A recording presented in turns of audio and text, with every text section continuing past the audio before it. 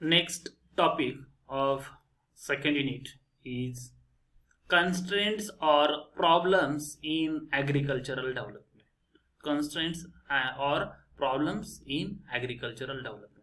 जर आपण पाहिलं की ॲग्रिकल्चरल डेव्हलपमेंटच्या बाबतीमध्ये जर आढावा घेतला तर आजही आपल्या असं लक्षात येतं की बराचसा कालावधी उलटलेला आहे. 70 वर्षाहून 7 दशकाहून अधिक काळ जो आहे आपल्याला स्वातंत्र्य मिळून झालेला आहे, तरी सुद्धा शेती क्षेत्राची जी डेव्हलपमेंट आहे, ॲग्रिकल्चरल डेव्हलपमेंट अजून अपेक्षित पातळीपर्यंत जे आहे तर ते आपल्याला गाठता आलेली नाहीये. सो मग काय नक्की प्रॉब्लेम्स आहेत, कुठले कन्स्ट्रेंट्स आहेत जे ॲग्रिकल्चरल डेव्हलपमेंटमध्ये, ॲग्रिकल्चरल प्रोडक्टिव्हिटीमध्ये जे आहे तर ते बाधा निर्माण करता येते, ऑब्स्टॅकल्स क्रिएट करता येते. सो आता आपण हे या टॉपिकमध्ये जे आहे तर पाहणार आहे the constraints or problems in agricultural development. So we are not able to achieve expected growth or development of agriculture sector because of number of problems and constraints. So which are these problems we will see in this topic. Let me see one by one. The first constraint or problem in agricultural development is pressure of population on land. Pressure of population on land. So we know that a heavy pressure of population on land is one of principal cause of the backwardness of Indian agriculture. If we take number of population dependent on agriculture, then we can observe that in 1901 मध्ये 16 crore people were dependent on agriculture. The number has risen to about 60 crore. So जर आपण पाहिलं शेती क्षेत्रावरती जे pressure of population म्हणजे जे dependency of population जे आहे तर ती खूप जास्त आहे.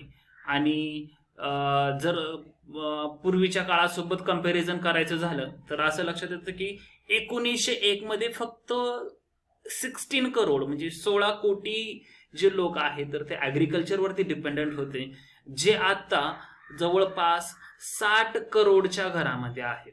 म्हणजे एवढ्या मोठ्या प्रमाणावरती जे आहे, पूर्वी 16 कोटी लोक होते फक्त, आता ते 60 कोटी झालेले आहेत शेतीवर अवलंबून असणारे लोक. सो अशा प्रकारे खूप जास्त प्रमाणावर पॉप्युलेशन जे आहे तर ते ॲग्रिकल्चर सेक्टरवरती जे आहे डिपेंडंट झालेला आहे आणि त्याच्यामुळे ॲग्रिकल्चर सेक्टरवरती एक प्रकारचा प्रेशर जो आहे तर तो क्रिएट होतो. So heavy pressure of population on land has lead to its sub division and fragmentation as well as disgust unemployment.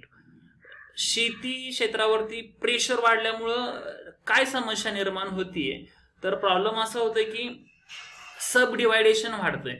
म्हणजे पूर्वी 16 कोटी जनतेमध्ये आपल्या देशातलं शेती क्षेत्र विभागलेलं होतं, आता तेच क्षेत्र 60 कोटी लोकांमध्ये विभागलं तर त्याच्यावरून आपल्या लक्षात येईल की किती मोठ्या प्रमाणावर जे आहे सब डिव्हिजन म्हणजे तुकडीकरण जे आहे तर ते शेतीचं झालेलं असणार आहे.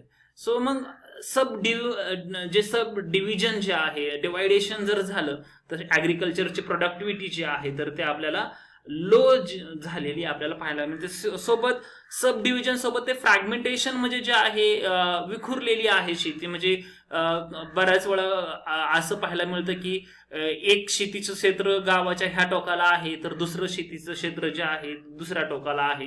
सो अशा प्रकारे जे आहेत प्रॉब्लेम्स जे आहे तर हेवी पॉप्युलेशनचं प्रेशर जे आहे ॲग्रिकल्चरवरती क्रिएट झाल्यामुळे जे आहे तर तो निर्माण होत असतो. सोबत ह्याच्या काय की डिस्गस्ड अनएम्प्लॉयमेंट. डिस्गस्ड अनएम्प्लॉयमेंट म्हणजे ह्याला छुपी बेकारी सुद्धा असं म्हटलं जातं.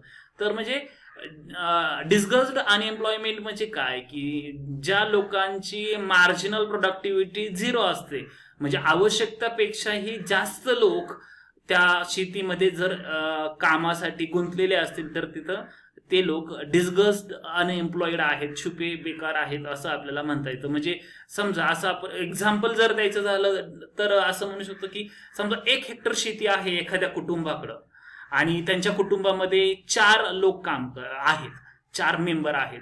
1 हेक्टर क्षेत्र आहे, 4 जणांचं कुटुंब आहे. 1 हेक्टर कल्टिवेट करण्यासाठी, 1 हेक्टर शेतीची मशागत करण्यासाठी 3 लोक पुरेसे आहेत असं जर आपण मानलं. 3 लोक पुरेसे आहेत. पण काय होतं, मेंबर 4 आहेत तर मग 3च लोक काम करतात आणि 1 जण घरी बसून राहतो असं आहे का? तर नाही. तर 4च्या 4ही लोक काय करतात, त्या 1 हेक्टर शेतीमध्ये काम करतात. म्हणजे खरं पाहिलं तर त्या 1 हेक्टर शेतीला किती लोकांची गरज आहे, किती लेबरची गरज आहे? 3. पण कुटुंबामध्ये सदस्य 4 असल्यामुळं 4 लोक त्या ठिकाणी काय करतात, काम करतात. म्हणजे एक व्यक्ती अनावश्यकरित्या त्या शेती क्षेत्रामध्ये म्हणजे त्या 3 व्यक्ती जेवढं प्रोडक्शन काढू शकतात तेवढंच प्रोडक्शन 4 व्यक्तींनी काम केल्यानंतरही निघतंय.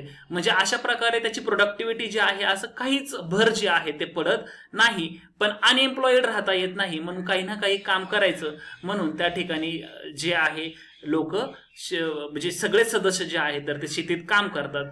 भले त्यांची मार्जिनल प्रोडक्टिव्हिटी जी आहे तर ती भले 0 असते. अशा प्रकारे डिस्गस अनएम्प्लॉयमेंट जे आहे तर ते आपल्याला शेती क्षेत्रामध्ये मोठ्या प्रमाणावर पाहायला मिळतं, ज्यांची मार्जिनल प्रोडक्टिव्हिटी जी आहे तर ती 0 आहे. तर बेसिकली ह्याच्यामध्ये आपल्याला काय सांगायचं की pressure of population on land, की शेती क्षेत्रावर ते अवलंबून असणाऱ्या लोकसंख्येचं प्रमाण हे प्रचंड वाढलेलं आहे. म्हणजे आणि यामुळं शेतीचं सब डिव्हिजन फ्रॅगमेंटेशन जे आहे ते होतंय आणि ज्याच्यामुळं प्रोडक्टिव्हिटीवरती त्याचा निगेटिव्ह इफेक्ट जो आहे तर तो होतोय. देन नेक्स्ट कन्स्ट्रेंट आहे सोशल ॲटमॉस्फिअर.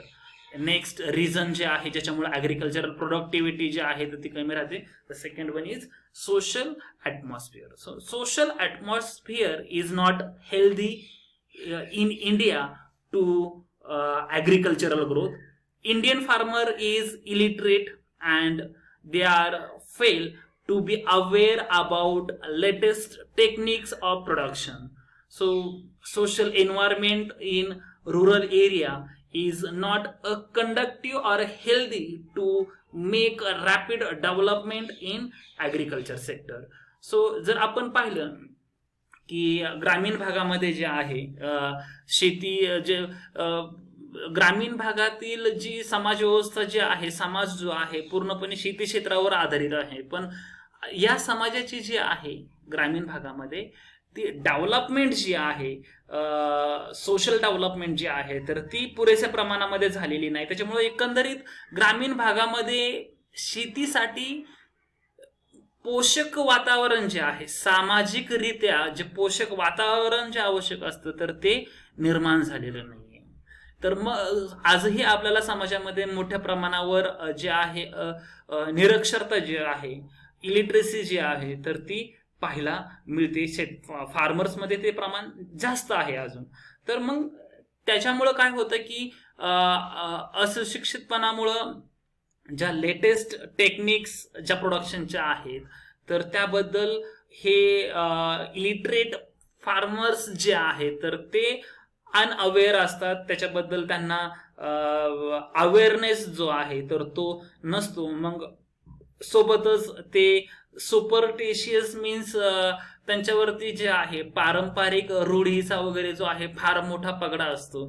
सपोज एखाद्या पिकाला कीड लागली तर ते कदाचित त्याला देवाचा आपल्यावरती प्रकोप झालाय म्हणून आपलं पीक जे आहे कीड लागली त्याच्यावर औषधोपचार न करता देवाचेच पूजा अर्चा ज्या आहेत तर त्याच्यावरती खर्च करतात ते. सो अशा प्रकारे जे आहे एक सोशल ॲटमॉस्फिअर जे आहे तर ते हेल्दी कंडक्टिव्ह टू ग्रोथ अशा प्रकारे आपल्याला भारतामध्ये जे आहे तर ते पाहायला मिळत नाही. सो हे अशा प्रकारे सोशल एन्व्हायरमेंट, सोशल ॲटमॉस्फिअर सुद्धा शेती क्षेत्राच्या डेव्हलपमेंटमध्ये आपल्याला अडचण निर्माण करताना जे आहे ते एक दिसतं. Then next constraint of agricultural development जो आहे तो आहे small size of farms. Small size of farm. So generally holdings in India, agricultural holdings in India are of very small size. India's average size of holding is 1.41 hectares only. Average holding size of land is of only 1.41 hectares only, and about 61% of the holdings are less than or equal to 1 hectare. In America, the average size of holding is more than 100 hectares. In India, not only holdings are small but also fragmented. Because of small size of holding, scientific cultivation becomes difficult. So, on account of small and fragmented holdings, there are disputes among the farmers over irrigation terms. It also adversely affects the Indian agriculture. जर आपण एक शेती क्षेत्राचा जर आढावा घेतला, specially साईजच्या बाबतीमध्ये शेतीच्या, तर आपल्या असं लक्षात येतं की साईज ऑफ फार्म्स ज्या आहेत तर ते स्मॉल आहे, छोट्या आहे. शेती क्षेत्राच्या डेव्हलपमेंटच्या बाबतीमध्ये एक गोष्ट आहे की आपण शेतीचं क्षेत्र जे आहे, होल्डिंग जे आहे, तर ते जेवढं मोठं असेल तेवढं टेक्नॉलॉजी वापरायला आणि डेव्हलपमेंटला सोयीस्कर असतं. तर भारतामध्ये काय प्रॉब्लेम आहे की आता प्रेशर ऑफ पॉप्युलेशन वाढल्यामुळे काय झालंय, डिवायडेशन वाढलं शेतीचं, ज्याच्यामुळे साईज ऑफ फार्म जे आहे तर ते काय झालं, स्मॉल झालं. साईज ऑफ फार्म जे आहे तर स्मॉल झाल्यामुळं तिथं जे टेक्नॉलॉजी वापरण्यावर ज्या आहेत त्या मर्यादा यायला लागल्या. त्याच्यानंतर डेव्हलपमेंट करण्याच्या ज्या आहेत तर त्या मर्यादा यायला लागल्या. जर आपण आता होल्डिंगचा जर विचार जर केला तर ॲव्हरेज होल्डिंग जे आहे तर अराउंड 1.44 हेक्टर जे आहे तर ते ॲव्हरेज होल्डिंग आहे फार्मरचं. आणि 60% पेक्षा जास्त लोकांकडे 1 हेक्टर क्षेत्र सुद्धा नाहीये. 60% पेक्षा जास्त फार्मरकडे 1 हेक्टर लँड सुद्धा नाहीये. एवढे छोटे छोटे क्षेत्र जे आहेत तर ते आपल्या फार्मर्सकडे आहेत, ज्याच्यामुळे त्यांना डेव्हलपमेंटला ह्या स्मॉल साईज ऑफ फार्म्समुळे जे आहेत तर ते लिमिटेशन येतं. आता आपण ॲव्हरेज पाहिलं की 60% फार्मर्सकडे 1 हेक्टर सुद्धा क्षेत्र नाहीये. पण तेच जर आपण डेव्हलप्ड नेशन अमेरिका सारख्या देशाबाबतीत कंपॅरिझन जर केलं तर असं लक्षात येतं की अमेरिकेमध्ये जवळपास 100 हेक्टर्स पेक्षाही जास्त, 100 हेक्टर पेक्षा कमी अजिबात नाही, 100 हेक्टर पेक्षा जास्त ॲव्हरेज होल्डिंग आहे तिथल्या फार्मर्सकडे शेती क्षेत्र. म्हणजे त्यांच्या सरासरी जे प्रत्येक शेतकरी जे आहे त्याच्याकडं सरासरी 100 हेक्टर पेक्षा जास्त क्षेत्र आहे. त्याच्यामुळे मग ते जे आहे टेक्नॉलॉजीचा वापर करून जास्तीत जास्त शेती करतात, ज्याचं त्यांना प्रोडक्टिव्हिटीवरती जे आहे तर पॉझिटिव्ह इम्पॅक्ट आपल्याला पाहायला मिळतो. मग आता हे स्मॉल साईज ऑफ फार्म जे आहेत क्षेत्र आहे तर ह्याच्यामध्ये अजून आपल्याला काय की होतं की मग जेवढं शेती क्षेत्र छोटं असेल, जेवढं डिवायडेशन जास्त असेल, तेवढं आपल्याला जे फार्म बाउंड्रीज असतात, शेतीचे जे आपल्याला जे सीमा असतात किंवा शेतीला बांध असतो, तर बांधावरून खूप मोठ्या प्रमाणावरती लीगल डिस्प्यूट्स जे आहेत तर ते आपल्याला शेतकऱ्यांमध्ये आपापसामध्ये पाहायला मिळतात. हे लीगल डिस्प्यूट्स मध्ये वादविवादामुळे ह्याचा सुद्धा निगेटिव्ह इफेक्ट जो आहे तर तो शेती क्षेत्राच्या डेव्हलपमेंटवर होत असतो. सोबत इरिगेशनच्या टर्न्स असतात, म्हणजे कोणी किती दिवस विहिरीचं पाणी जे आहे तर ते वापरायचं, मग यावरती सुद्धा बरेचसे वाद असतात. मग ह्या सगळ्या वादाविवादामध्ये जे आहे शेतीची डेव्हलपमेंट जी आहे तर ती मर्यादित स्वरूपामध्ये राहून जाते. तर अशा स्वरूपामध्ये शेती क्षेत्राच्या डेव्हलपमेंटवरती या स्मॉल साईज ऑफ फार्मचा सुद्धा जो आहे ॲडवर्स इफेक्ट झालेला आपल्याला